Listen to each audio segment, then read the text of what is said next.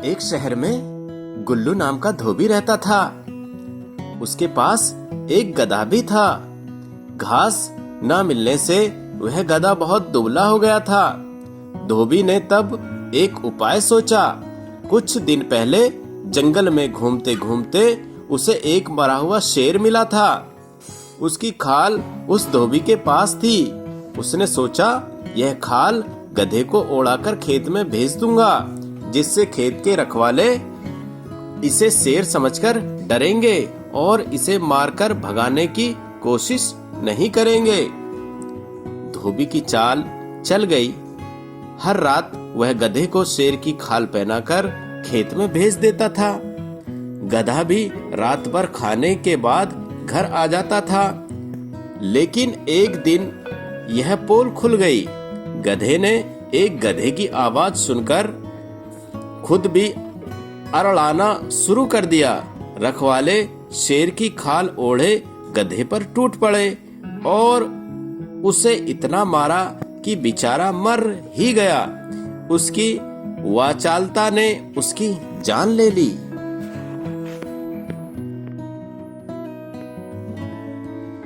एक धोबी का गधा था। गधे का नाम था उद्धत। वह दिन भर कपड़ों के गट्ठर इधर से उधर ढोने में लगा रहता था। धोबी बहुत कंजूस और निर्दयी था। अपने गधे के लिए चारे का कोई प्रबंध नहीं करता था। बस रात को चरने के लिए खुला छोड़ देता।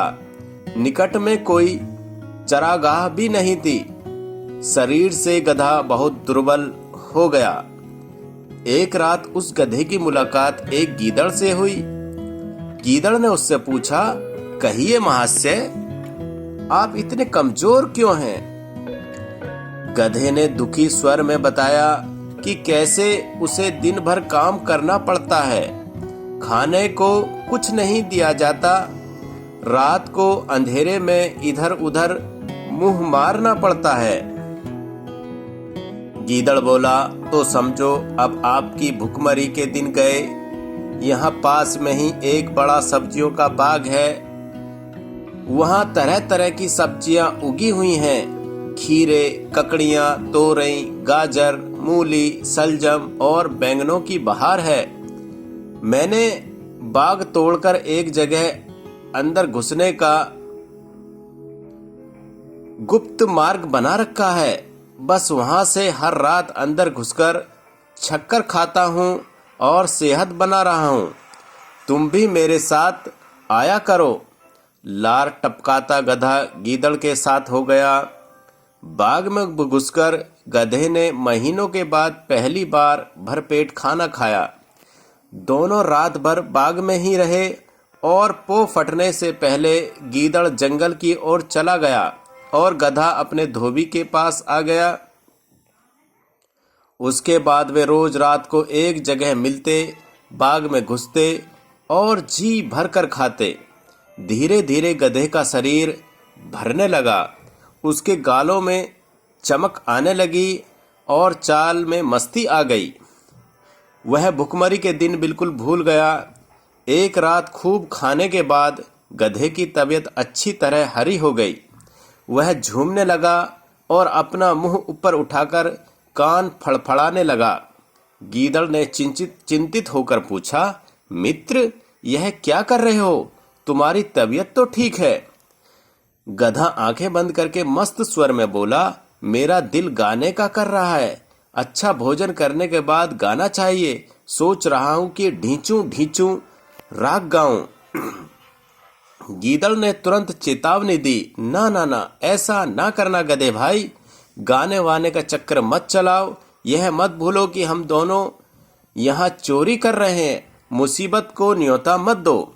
गधे ने टेढ़ी नजर से गीदड़ को देखा और बोला, गीदड़ भाई, तुम जंगली के जंगली रहे। संगीत के बारे में तुम क्या जानो? गीदड़ ने हाथ जोड़े, मैं संगीत के बारे में कुछ नहीं जानता, केवल अपनी जान बचाना जानता हूँ। तुम अपना बेसुरा राग अलापने की जिद छोड़ो, उसी में हम दोनों की भलाई है। गधे ने गीदड़ की बात का बुरा मानकर हवा में दुलत्ती चलाई और शिकायत करने लगा। तुमने मेरे राग को बेसुरा का कहकर मेरी बेइज्जती की है। हम गधे शुद्ध शास्त्रीय लय में रेंकते हैं, वे मूर्खों की समझ में नहीं आ सकता। गीदड़ बोला, गधे भाई, मैं मूर्ख जंगली सही, पर एक मित्र के नाते मेरी सलाह मान लो। अपना मुंह मत खोलो, बाग के चौकीदार जग जाएंगे। गधा हंसा, अरे मूर्ख गीदड़, मेरा राग सुनकर बाग के चौकीदार तो क्या, बाग का मालिक भी फूलों का हार लेकर आएगा और मेरे गले में डालेगा। गीदड़ ने चतुराई से काम लिया और हाथ जोड़कर बोला, गधे भाई, मुझे अपनी गलती का एहसास हो गया।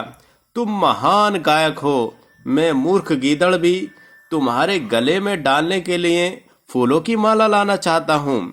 मेरे जाने के 10 मिनट बाद ही तुम गाना शुरू करना, ताकि मैं गायन समाप्त होने तक फूल मालाएं लेकर लौट सकूं।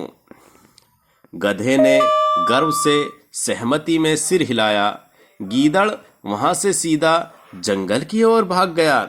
गधे ने उसके जाने के कुछ समय बाद मस्त होकर रैंकना शुरू किया। उसके रैंकने की आवाज सुनते ही बाग के चौकीदार जाग गए और उसी ओर लठ लेकर दौड़े जिधर से रैंकने की आवाज आ रही थी।